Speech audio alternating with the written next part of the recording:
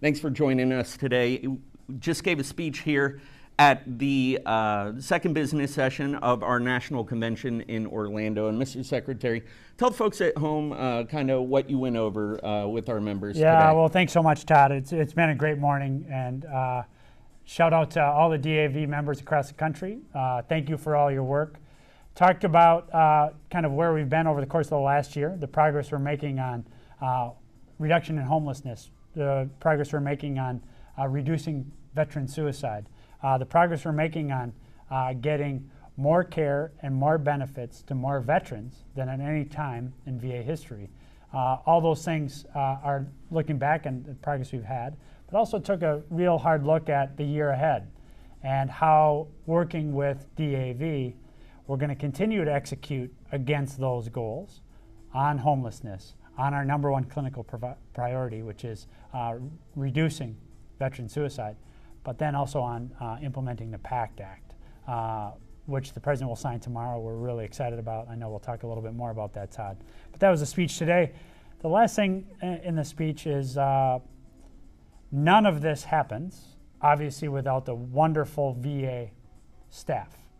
380,000 healthcare professionals, another 40,000 cemetery and benefits professionals who have been doing unbelievably difficult work during the pandemic. I could not be more proud of them. And it doesn't happen without DAV and our partnership. So that was the kind of the bottom line of the speech, was to say thanks for the partnership and let's keep getting at it.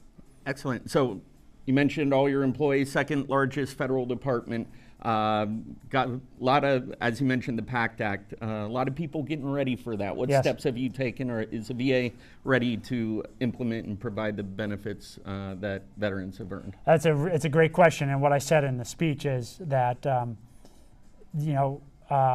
nothing of this size is ever going to be easy, but nothing that's important is ever easy, and I don't need to explain that to a bunch of vets who basically signed up to give everything for the country. So yeah, it's going to be hard.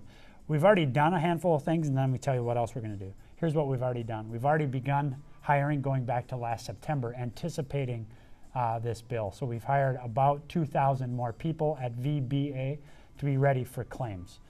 We are improving the claims process, getting unnecessary steps out of it.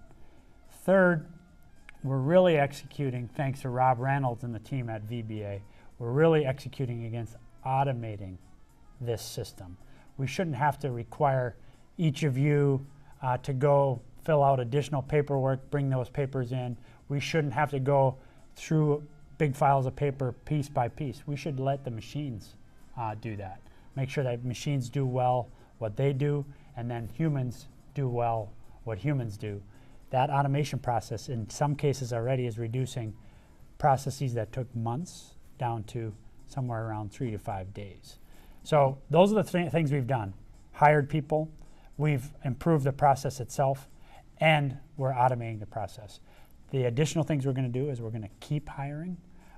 We're going to work really closely with our partners, including DAV, to make sure that those claims filed are timely filed, well filed. And then we're going to make these decisions using this great team of professionals at VBA to get it done. Okay, great. And also coming up, the expansion of the caregiver support program later this year. Tell us about VA's efforts to prepare for that. First of all, I really appreciate DAV's partnership with us on this program as well. And let me tell you, one of the things about partnership is we need a clear channel. So when some of your members were getting an unfair deal, for example, as we went through the legacy reassessments in the last year, you guys came to us and said, hey, something's not adding up here. And in fact, you were giving us good data so we could actually improve on how we are doing those legacy reassessments. So thanks for the partnership. Let's keep that going. Second thing is, in October, we will expand the program to veterans of all eras. That's going to happen. We're on pace to do that. We're well situated to do that. Third is, we've made a commitment to our veterans and the caregivers in the legacy program to make sure that we take another look at the at the requirements to be in the program and apply a more inclusive screen to that. We're in the process of making that happen too. I don't have particular news on that today, but we'll continue to work that such that anybody who's already received notice that you have been removed from the program, you have our commitment that the stipends continue until April next year, and we will re-look at the decision that you've been confronted with. So stay in touch with us. We'll keep working this. Thank you very much. Before we go, anything else you want to add to tell our audience? No, only to reiterate one thing, which is to say one more time, thank you for all that you do in partnership with VA and all we do together on behalf of our vets. It's the greatest blessing to be able to do this job. I love the fact that we can do it together and that we do it so well. I appreciate your time, Mr. Secretary. A friend of veterans, a friend of DAV, VA Secretary Denis McDonough. We are wrapping up DAV's National Convention this afternoon at our final business session. We will be electing our next national commander, so hop on over to Instagram about 2 o'clock this afternoon. Check that out, and we'll see who the next national commander is.